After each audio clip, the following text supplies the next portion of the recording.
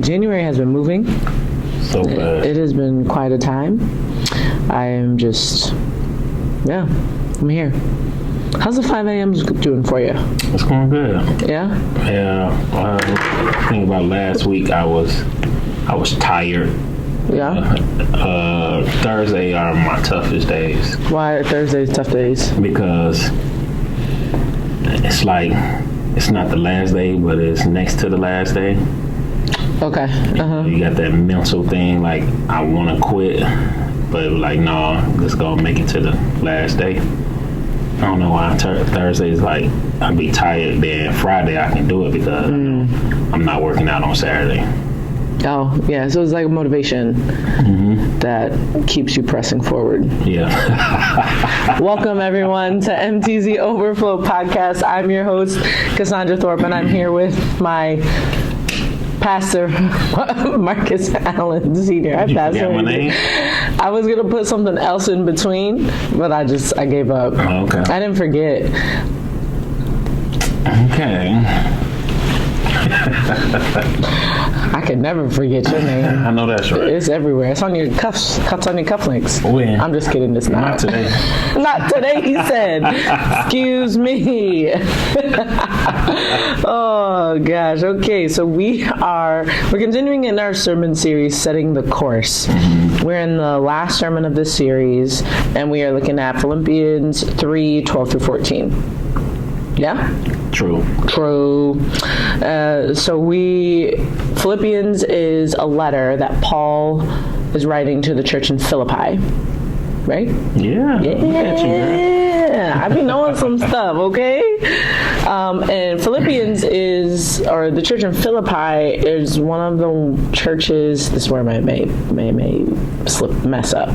They're one of the churches that's doing it right. Yeah, they're doing pretty good. So they're doing it well. So this is an encouraging letter to this church.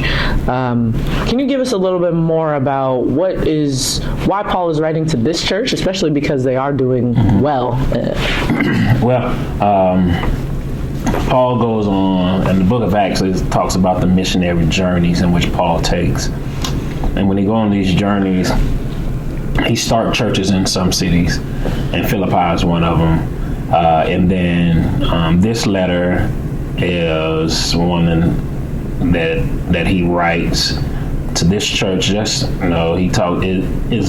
Excuse me. It really looks at joy. The theme of Philippians is like joy, because they just want to encourage them, to uplift them, and just give them some encouraging words so they can press forward and carry the gospel. So it's encouraging. So they're doing well, so they got to keep pressing forward. There's a question that you say, like, where we ask ourselves, like, am I in the right place? And I catch myself asking that question more often probably than the past couple of years than I probably have before, or maybe I'm just more aware of it. You think it's good to reflect on that type of question? Yeah, I think it's good, but not often. You should determine that. Hopefully you should have determined what you're doing is what God desires for you to do. And sometimes we are confused by our desires and not what God desires, God's will for us. And so it leaves us wondering, should I be here? Or does this place match who I am? But I do think that self-evaluation is important too. But you know when you know you're doing what you're supposed to be doing. You know, like, it's a feeling, it's a sense, like, all the above. Yeah, it's a feeling, it's a sense, it's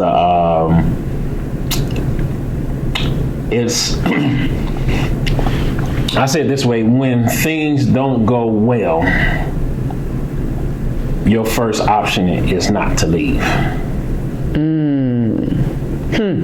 That's when you know where you are. For me, I can't speak for nobody else.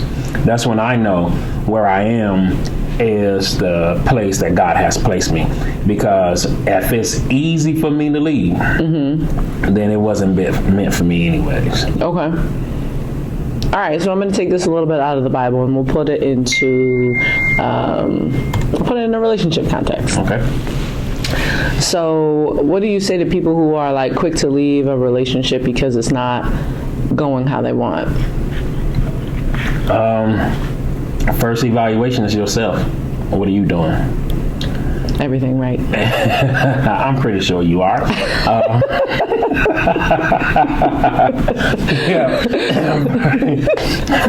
That's the first place. I put a post on social media probably a couple of weeks ago and stated, whenever things are not going the way I think they should go, the first person I look at is myself. Because I need to first evaluate me, and if I'm doing everything right and things still not going where I suspect they should be going, then it's some outside sources. All right. And so if I'm in a relationship and it's easy for me to leave that relationship, then it's not something that I need to be connected with. If is it a romantic relationship or is it just a friendship? What type of relationship are we referring to here? Both and. Both and. Is church? No. All of them. Well, it's different. How is it different? It's different because a love or romantic relationship, I believe that it's difficult to walk away from than just a friendship with somebody at work or with somebody in your neighborhood, because you're just trying to be friends just to have community. Whereas you having a romantic relationship, you're trying to build a partnership, someone to do life with you. And so that you want, it has more, I want to say substance, or more, you want to hold on to that a little bit before you walk away from it, because you want to make sure that you're not fumbling the bag or the relationship with that person. But if it's just like you having a relationship with a neighbor or something like that, then it's different. That's why in the Bible, the Greeks, they use different levels of love, right? You have your storge, that's your romantic love. You have your phileo, that's your brotherly love. That's where the city Philadelphia is called the city of what? Brotherly love. And Philly is where, right? The Sixers play. You have agape, which is your unconditional love. I think it's two more, but I'm not. Isn't that like an egos? Egos, yeah. I forget which one that one was. Yeah. But yeah. Storge, and it's one more that is skipping my mind right now. It's different levels of love, because for me, again, I only can speak from my perspective. If you really love me, one issue shouldn't make you leave me. Yeah. But if that we're not connected, you can do one thing and then it could be, I knew it, I'm gone, peace, holla at you. Two deuces in the wind, I'm gone. But if I'm like, yo, the issue, we can attempt to work around that. Yeah. And I say this all the time, when it comes to marriage, it's me knowing all of your flaws and still deciding to do life with you. That's big. Right? It's me knowing that there's some things about you I do not like, but I don't want to be without you. Now, also tell in the premarital counseling, and I don't know how we get on relationships, but here we are. We'll tie it back in. Don't you worry. I also say, hey, you have to have your non-negotiables. No matter who you are, you have to have your non-negotiable. This is something, no matter what you do, if you do this, I'm gone. And I believe when people show you who they are, believe them. Right? And so for me, I know my wife, she's going to hear this. My initial thought process and looking for a wife or looking for a spouse, my cousin and I, we always said we never want an already made family. which means we don't want a woman who already has a child. Okay. And all of us married women who already had either a child or children. That's one of those sayings where they say you tell God your plans and then he laughs. Right. He got a good belly laugh for both you and your cousin. And we was close, and that was our statement. We don't want an already made family. And look at us today. And wouldn't take nothing for it. Oh, that's beautiful. One of the best decisions I ever made in my life was marrying Tara, who already had Alex, who was a little baby, who did not want to be around me.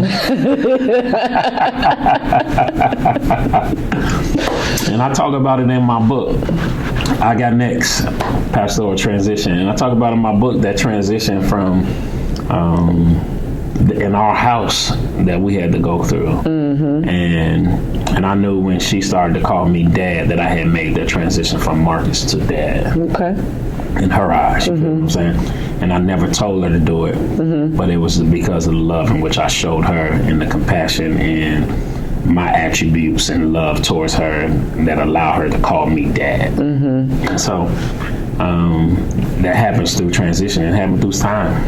Yeah, it definitely happens through time, and it's part of that, the past, right? Through time, through past, because it affirms who we are, but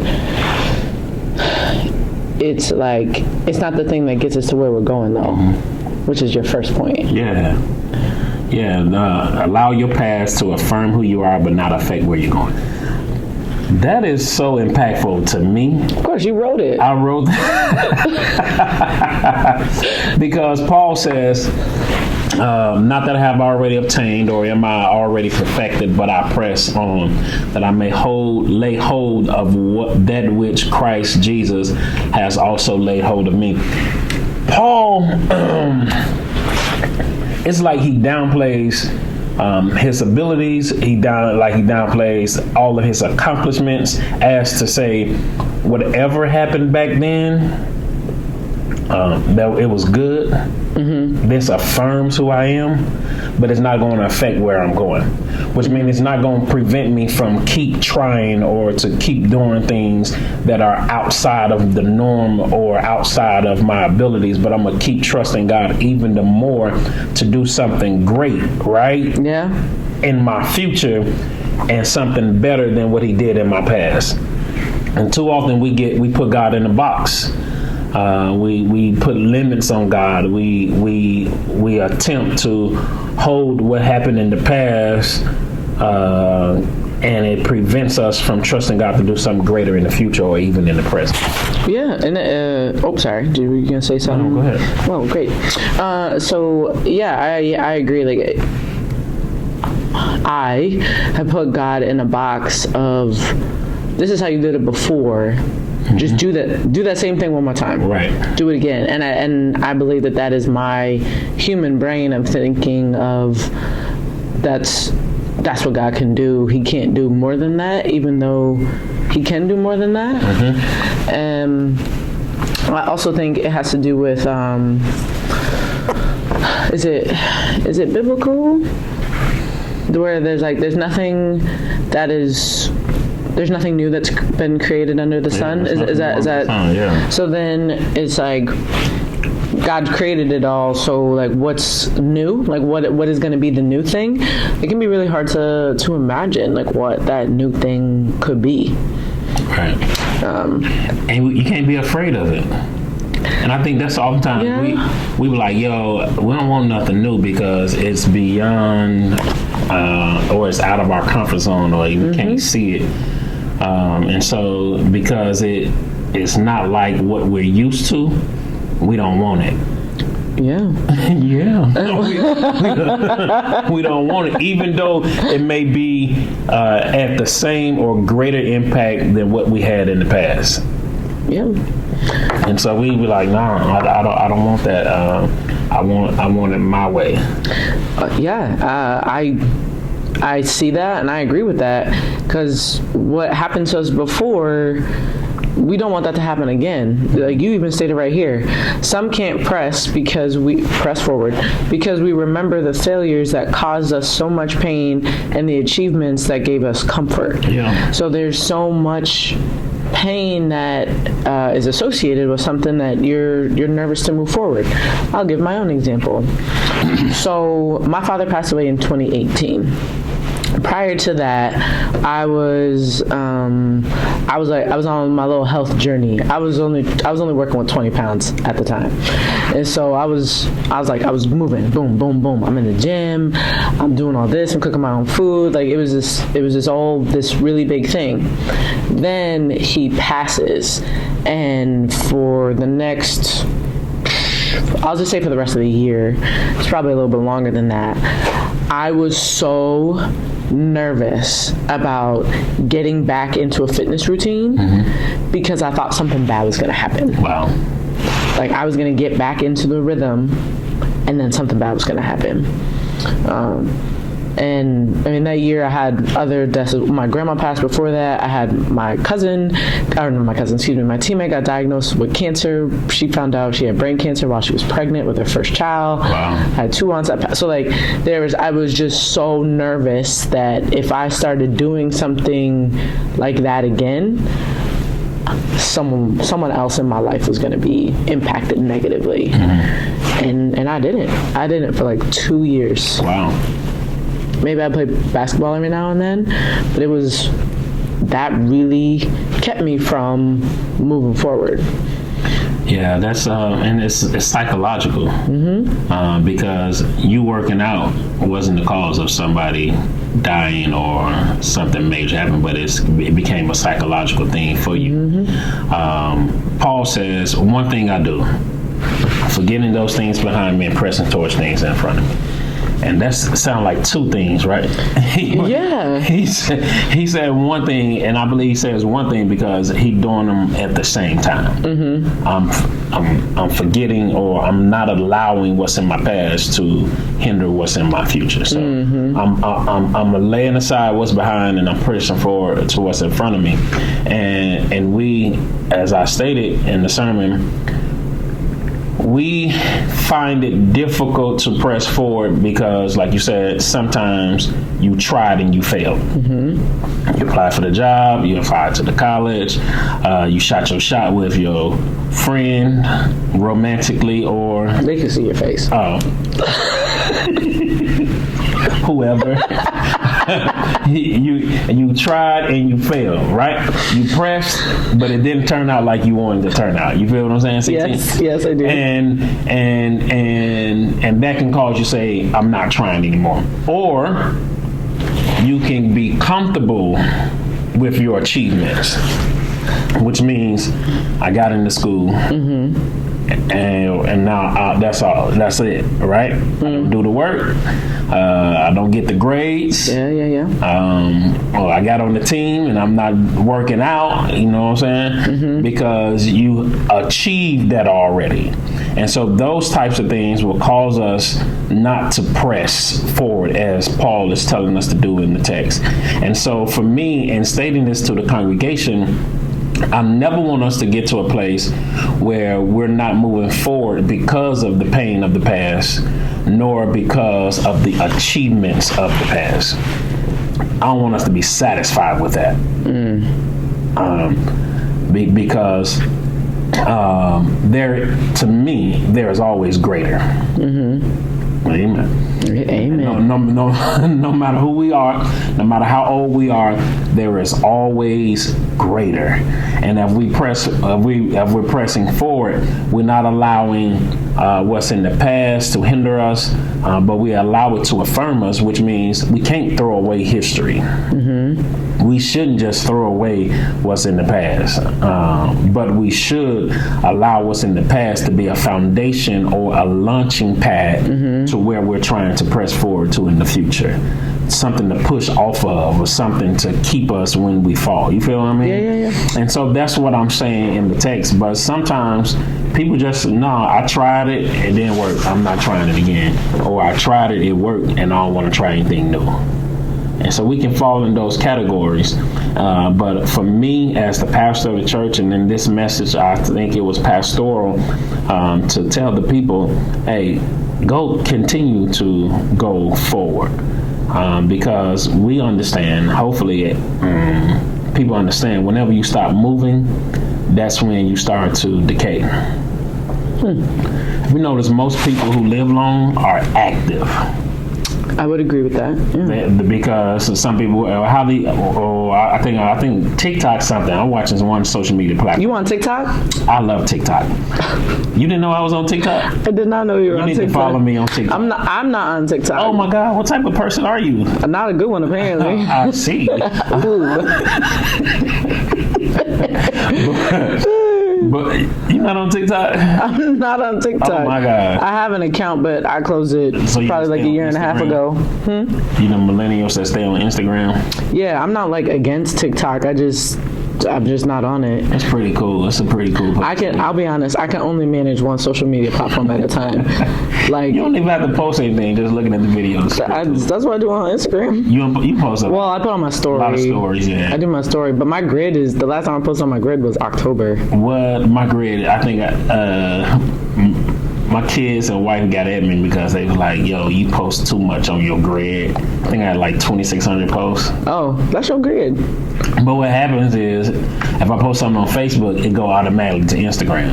Yeah, you have the accounts connected. Yeah. And sometimes I don't want stuff to go to Instagram. I just want it on Facebook. I see. You feel me? Mm-hmm. Sorry. What were we talking about? You said I love TikTok. Hold on. Well, the last thing, I was writing down. It was an older adult who was like 90 or 100, something like that. And they were explaining what allowed them to have long life. And they was like, they walk 3 miles a day. The military, many of the service members who serve like over 30, 40 years, some of them died within a couple of years of getting out the Army. Because their routine is off, right? I don't know why I said that, but when you stop moving, that's when stuff. I saw another video. This dude had about 4 boxes of retro Jordans. Okay. But because he stopped wearing them, they dry rotted. Oh. And so when you pick the shoe up, they just falling apart. Oof. But if you wear them, let them breathe, get some air, get out of that box, they last. But so that's why I never want us to get to a place where we just stagnant or satisfied where we are, because when we become like that, we begin to decay and rot. Yeah, we don't want to rot. No. We must be actively pressing forward, which is point number 2. I always like this term of failing forward, because I think we can think of failure as setbacks versus set-ups, and you give us some definitions, talking about like press means to seek after eagerly, and you really encourage us to press in our now. But the piece about it that like I always struggle with, I don't know why you're laughing, I didn't even said my thing yet. I just love this part because it really helped me be able to speak to the average parishioner who's sitting in the pew to be able to understand the preaching moment. So I take your thoughts here and I try my best to apply them in my sermons. I appreciate that. On Sunday morning. I know, which then makes this harder, which is good. We must press forward. But when so let's say you have the areas of work, school, family, personal health, right? You have these 4 areas. And to be actively pressing forward in all of them, because when I hear actively pressing forward, I hear 100%. That's not sustainable, I don't think. Yeah, it is. It is? Are you sure? Yeah, I've lived it. Why are you rolling your eyes? I'm just looking in all directions. When I was in the Army, from like 4 or 5 a.m. to 5 to 6 p.m. every day. I was in seminary Tuesday, Thursday, Saturday from 6:30 till 10:30 at night. I'm getting home by 11. So some days I'll leave when it's dark outside. Everyone in the house is asleep. Then when I come home, it'll be dark outside and everybody in the house is asleep. So big shout out to Miss Tara Allen. She held the Allen house down for 3 years. We had a teenager, a toddler, and an infant during those times, and an absent father.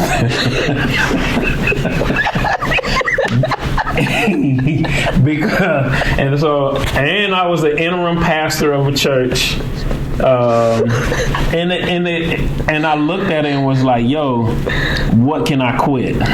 Yeah. And I couldn't quit anything because I was trying to achieve to get to somewhere. And if I would have stopped back then, I look back and regret it right now that I did not accomplish what I had in that moment. Now, what I would say my mistake was not being intentional with my time management. Because it's a generation of people. I'm not talking about it yet. Maybe I'm talking We're about the same generation. You're not in the same generation as me. Yes, I am. What year were you born? 1986. I was born in 82. We're not Same the generation. No, we're not. Okay. I think 82 is where it cut off for the millennials. Of course it is. Yeah. But it's some people in this world when things get tough, they quit. And so sometimes you got to go when you don't feel like it. Why are you raising your nostrils and stuff? And so, and I've seen this with people, and I'm like, yo, what was my mindset when I had this burdens on me, but I knew I couldn't let anything off because I knew I had somewhere else to go than where I was in that position. You know what I mean? And so my mindset was just, getting it done. And so I regret not being intentional of managing my time and being intentional of being present for my family. Now, when I started my doctoral degree, I was more intentional because I set Mondays and Tuesdays for a school, right? But Friday nights, date nights with the wife. Yeah. You feel what I mean? And then Wednesday morning was for Bible study, getting Bible study together. And then Thursday, Friday, Saturdays for Sunday. Because I'm trying to write this dissertation. I'm trying to get all this stuff done. But I have to be intentional about my time because this cannot be the only thing that take over my entire life. And so I'm going to give God all that I have. I'm going to give my family all that I have. And I'm going to give my education and my job all that I have.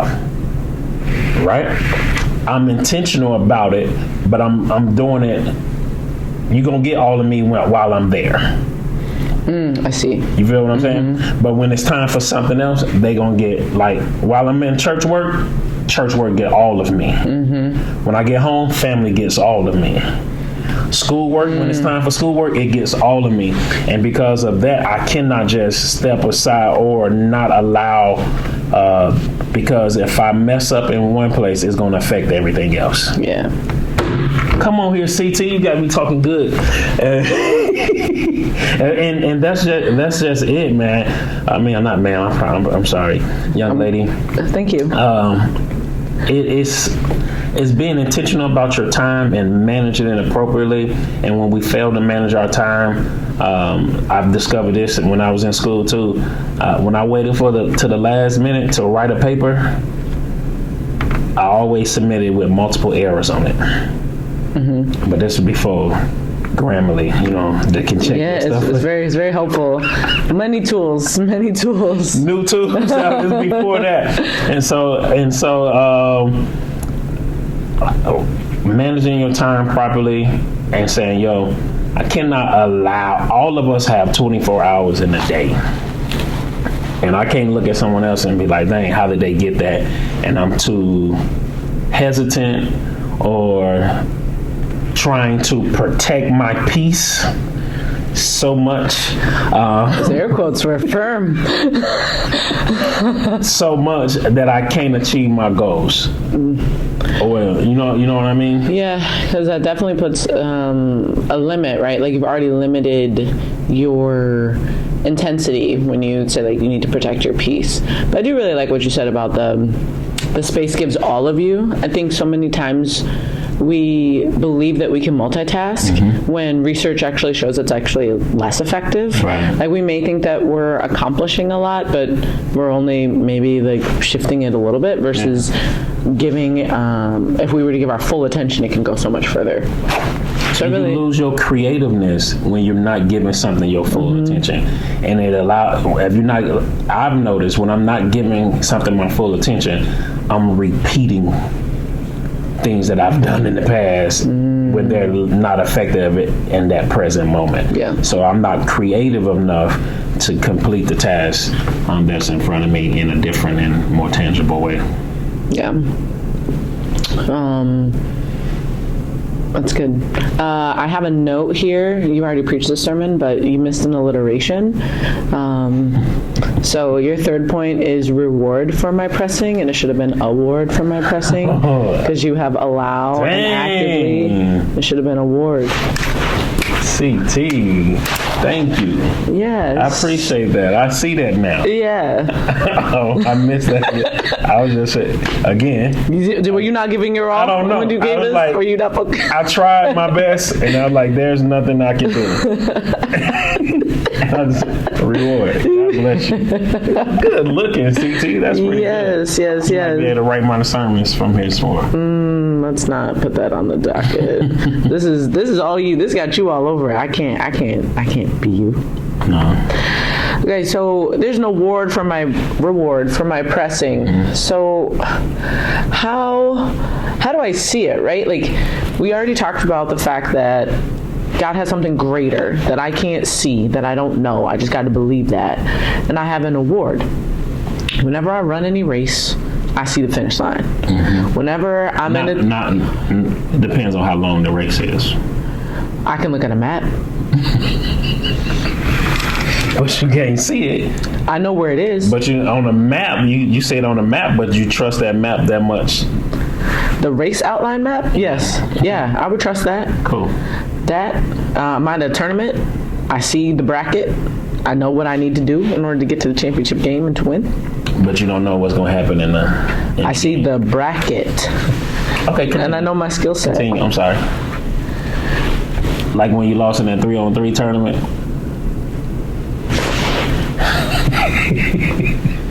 You're going into the past. You're bringing up past things. Do you want to? We can talk about it. No, we don't have to. Yeah, I didn't Continue. think so. Continue. I'm sorry. I'm messing up your thoughts. No, I didn't lose it. Don't you even worry about it. Okay. Don't you worry about that, sweetheart. Go ahead. But those are the things I can see, right? I can hold on to them. I can grasp them. Like, even with the 3-on-3 tournament, I knew what the structure was. We have this many teams. You're guaranteed this many games. As you win, like, you get to move forward. So how do you take, what is this? If I put in the work, God will give it, right? And I have to take care of the things that I have now. What are some ways to be able to do that? Well, let me say this. We don't know where the finish line in life is. No man know the day nor the hour of when we reach the finish line of life. Now, why are you smiling? I'm listening. I am actively listening. There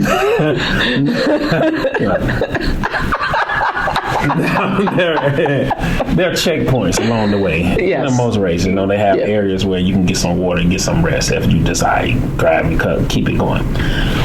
But we don't know the finish line of life, right? So we want to run every day as if we're almost to the finish line. You feel what I mean? Because if you run a race, when you get to we see the finish line, what do you try to speed up just a little bit if you have the energy, You try your best to get there. And so the intentionality there is understanding that life is a marathon. And hopefully, because Jesus is the sponsor of the race, he's responsible for giving me everything I need to ensure I can run this race. You feel what I mean? And so my role in life is running the race. His role is giving me what I need to be able to run the race. You feel what I'm saying? And okay, that's what I believe. And what was your question? I'm to edit a lot of this. God. My question was, like, how do we take care of the things that we have now in order to keep pressing towards the reward?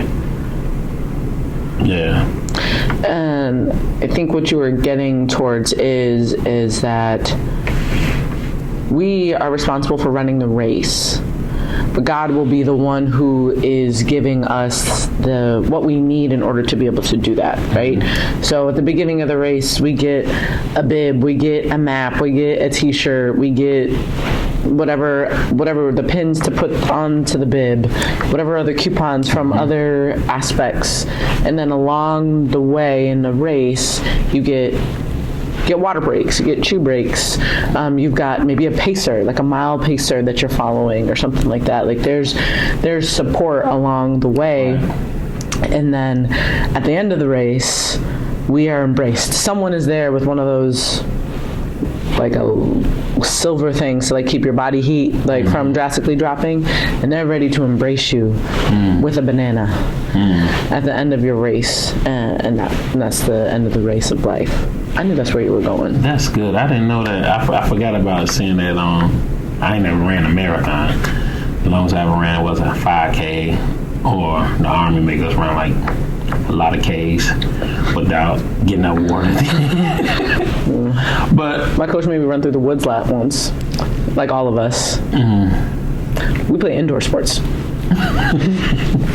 But you need those outdoors with the heels and stuff, so that you can be able to strengthen your legs on the flat surface. You were thinking like hills and like paved way? No. Like we were like in the woods, like roots and holes and rocks. Anybody hurt the ankle? Me. I went down. I am hurt. Yeah, so when it comes to pressing I think it's mental, right? And when you know that there is something at the end of your pressing, I believe, for me, you try harder. Because if we don't know what's going to happen when we're done, or what we'll receive after we've given our all, some of us, we won't we won't even try, because if why am I running for this? Great question. Especially if you don't like running. Now, for some people, they just like running, so they're just doing it. But for those of us who have to get out there and we've been training all this time to get out there, I'm trying to get an award, a reward, a medal or something. So the question is, for us in life, why are we running? And so we're running for this prize. Paul says, I press towards the mark for the prize of the high calling of God in Christ Jesus. The mark is the starting place. When it says, get on your mark, get set, and go. All right, so when you get on your mark, Christ must be the person you're looking at, the person you're focused on. Right? And then you have to learn how to just stay in your lane. Be who God called you to be. Because when you try to be something outside of you, it's always uncomfortable. It's like you wear a size 10 and you put on that 9 because it looked good. It fit.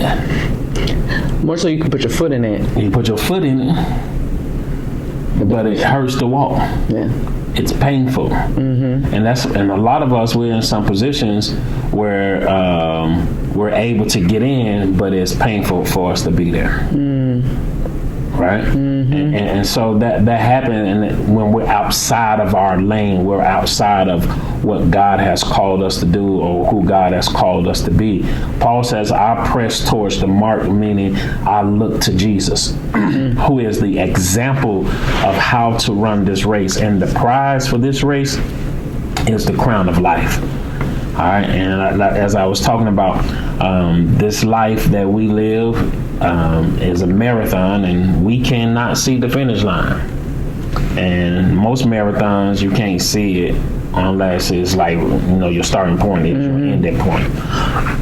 So you have to, be able to trust God on the run, trust God in the race, to be able to provide for you and give you what you need to allow you to achieve those goals and things that you have for your life. And don't give up. That's the main thing. Don't give up, because this race is not given to the swift nor to the strong, but it's given to the one who endured to the end. And so for someone who's watching this, just make it to the end. Keep running, keep trying, keep thriving, keep moving, because when you stop moving, that's when you start to decay and to rot, and things begin to fall apart. But if you keep that body moving, if you keep that mind moving, if you keep your life moving, God will give you what you need to accomplish the goals in which you set out to do. He says the high calling of God in Christ Jesus. We can only do this race because of Jesus. We enter the race because of Jesus. We're only able to run this race because of Jesus. He said, I am the way, the truth, and the life. No one comes to the Father except through me. And so that's what I want to be with God. I want to have the eternal life. I want to get this crown of life at the end. And so I'm going to run this race, and it's going to be uncomfortable. And even though you're running with Jesus as your sponsor, and he probably give you Gatorade, Powerade, whatever you like, he giving you bananas and protein bars and stuff to keep you hydrated and keep your body functioning properly. But sometimes life is painful. And no matter who we are, we all going to have to deal with some type of pain, some type of exhaustion, some type of weariness, some type of cramp, you know what I'm saying? We're going to have to deal with that no matter who we are. But when we trust God to lead us and guide us, and we know that we're on the right track, we can keep running. But if we know we're going in the wrong direction, it becomes like, yo, why am I here? I think that's a good way to end it. That's a good way. Thank you, everyone, for joining us. Please continue to check back on our YouTube page for some more videos, as well as our podcast. So until then, stay marvelous, fabulous, and blessed. Peace. Peace. Have a good day.